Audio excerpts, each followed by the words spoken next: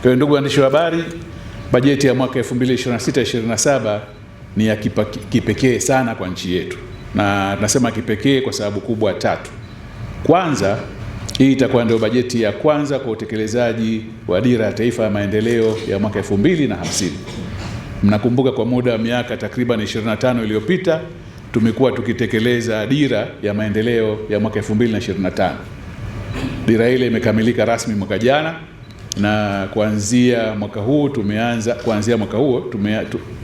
huu tutaanza rasmi kutekeleza dira ya maendeleo ya taifa ya mwaka 2050.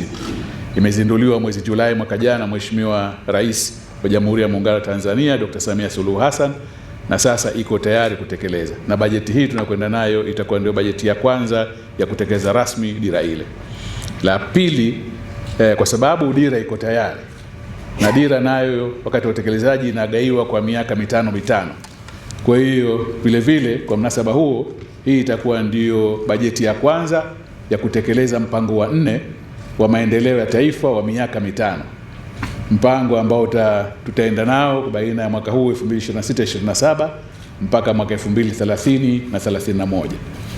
Na tatu, wote mnafahamu, mtakumbuka kwamba mwaka jana tulikuwa na uchaguzi mkuu, mwezi wa Oktoba mwaka jana tulikuwa na uchaguzi mkuu ambao umeweka uongozi ambao tutakwenda nao hadi kufikia mwaka 2030.